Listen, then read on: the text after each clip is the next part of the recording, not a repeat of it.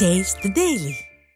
Corona பெருந்தொற்றால் பாதிக்கப்பட்ட செங்கல்பட்டு மாவட்டத்தைச் சேர்ந்த முதியவருக்கு அரசு மருத்துவமனையில் உரிய சிகிச்சை அளிக்கப்படாததால் உயிரிழந்ததாக அவரது மகன் குற்றம் சாட்டியுள்ள நிலையில் துறையின் அமைச்சர் மாசு இதற்கு என்ன பதில் தரப்போகிறார் என மக்கள் கேள்வி எழுப்பியுள்ளனர்.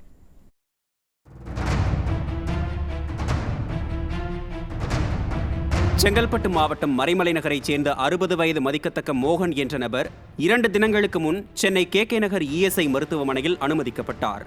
அப்போது மோகனை பரிசோதித்த மருத்துவர்கள் கொரோனா தொற்றை உறுதி செய்து இதற்கான சிகிச்சை இங்கு இல்லை என கூறி ராஜீவ்காந்தி அரசு பொது மருத்துவமனைக்கு அழைத்துச் செல்ல அறிவுறுத்தினர். இதைத் தொடர்ந்து ராஜீவ்காந்தி அரசு மருத்துவமனைக்கு சென்ற மோகனுக்கு உரிய சிகிச்சை அளிக்காமல் ஆம்புலன்ஸ் வாகனத்திலேயே அலைக்கழிக்க வைத்தனர்.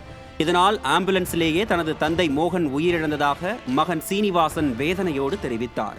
கடந்த சில வாரங்களாகவே தாய்லாந்து, ஹாங்காங், சிங்கப்பூர் மற்றும் மலேசியா உள்ளிட்ட பகுதிகளில் கொரோனா தொற்று அதிகரிக்க துவங்கியதைத் தொடர்ந்து இந்தியாவின் பல மாநிலங்களில் கொரோனா வைரஸ் மீண்டும் பரவி வருவதாக சுகாதாரத்துறை அறிவித்தது. இதில் தமிழகத்தில் 63 பேருக்கு கொரோனா தொற்று இருப்பதாகவும் தெரிவிக்கப்பட்டது. இந்த வேளையில் சுகாதாரத்துறை அமைச்சர் மாசு உல்லாச பயணமாக அமெரிக்கா சென்றுவிட கொரோனா தொற்று பரவுவது குறித்து எந்த முன்னெச்சரிக்கையும் எடுக்காமல் பாதிப்பு குறித்து யாரும் அச்சப்பட வேண்டாம் என தெரிவிக்கப்பட்டது. இந்த நிலையில் ஒருவர் கொரோனா தொற்றால் உயிரிழந்துவிட மக்களின் நலனில் அக்கறையில்லாத அமைச்சர் மாசு அமெரிக்காவில் ஆடம்பர வாழ்க்கை வாழ்ந்து அது குறித்த பதிவுகளை வெளியிடுவது பொதுமக்கள் பலர் மனதில் சொல்லொணா துயரை ஏற்படுத்தியுள்ளது.